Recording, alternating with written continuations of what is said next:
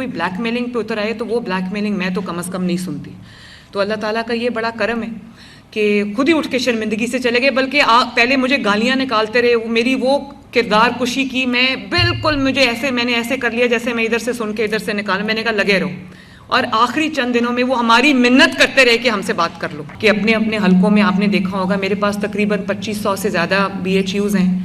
تقریباً 1400 BHUs جو ہیں ان کو مریم نواز ہیلتھ کلینکس میں بھی تبدیل کیا جا رہا ہے. ان کی ٹوٹل ری ویمپنگ ہو رہی ہے, اور جب وہ ری ویمپ کے بعد جو شکل سامنے آ رہی ہے, میرا خیال ہے کوئی پرائیویٹ ہاسپٹل بھی اتنا اچھا نہیں ہوتا جس کو ہم نے BH کو جو ہائیسٹ اسٹینڈرڈس پہ ہم نے اس کو ریڈو کیا ہے, اور ہم اس کو آؤٹ سورس کر رہے ہیں. اور آؤٹ سورس کرنے کے بعد آپ یقین جانیں کہ وہاں پر پیشنٹس کا جو انفلو ہے, جو فٹ فال ہے, وہ بہت زیادہ بڑھ گیا ہے.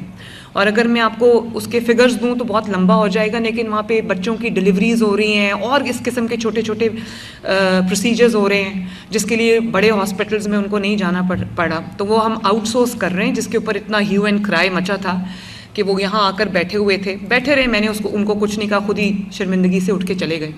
لیکن پہلی دفعہ یہ ہوا ہے کہ حکومت بیک فٹ پہ نہیں گئی, ان کی بلیک میلنگ میں نہیں آئی. ان کو جنہوں نے شرارت کی ان کو ہم نے نہ صرف نوکریوں سے نکالا بلکہ ان کے جو لائسنسز ہیں وہ بھی ہم نے ریووک کیے. تو اگر ہم مل کے کچھ عوام کی خاطر کچھ کرنا چاہتے ہیں اور کوئی بلیک میلنگ پہ اتر آئے تو وہ بلیک میلنگ میں تو کم از کم نہیں سنتی. تو اللہ تعالیٰ کا یہ بڑا کرم ہے کہ خود ہی اٹھ کے شرمندگی سے چلے گئے, بلکہ پہلے مجھے گالیاں نکالتے رہے, میری وہ کردار کشی کی, میں بالکل مجھے ایسے میں نے ایسے کر لیا جیسے میں ادھر سے سن کے ادھر سے نکالا. میں نے کہا لگے رہو, اور آخری چند دنوں میں وہ ہماری منت کرتے رہے کہ ہم سے بات کر لو. بات کیا ہے آپ سب کو یہ پتہ ہونا چاہیے. بات یہ ہے کہ ہم نے کام نہیں کرنا. بات یہ ہے کہ ہمیں کوئی نہ کہے کہ آپ نے آج چھٹی کیوں کی, ہمیں کوئی نہ یہ کہے کہ اپنی اٹینڈنس لگاؤ, ہمیں کوئی یہ نہ کہے کہ راؤنڈ کرو, اور ہمیں کوئی یہ نہ کہے کہ آپ کی 8 گھنٹے کی ڈیوٹی تھی تو آپ 2 گھنٹے بعد کیوں چلے گئے. فرق صرف اتنا ہے اور کوئی نہیں ہے. میرے ان کے لیے بڑا احترام ہے, وہ پروفیشنلز ہیں, لیکن وہ کس چیز کا پروفیشنل ہے جس کے لیے وہ اس کو تعلیم دی گئی ہے, اسٹیٹ نے اس پہ خرچ کیا ہے, وہ کام ہی نہیں کر رہا. تو اسی طرح کیتھ لیبز جو ہیں وہ 6 ڈویژنز میں جو کارڈیالوجی کی انٹرونشن کے لیے ہیں, اور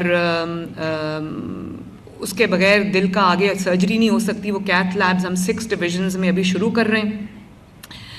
راولپنڈی چلڈرن ہاسپٹل جو 20 سال سے سٹال ہوا تھا, اس کو اللہ تعالیٰ کے فضل و کرم سے اس سال ہم state of the art hospital بنا کے ہم اس کو آپریشنل کر رہے ہیں.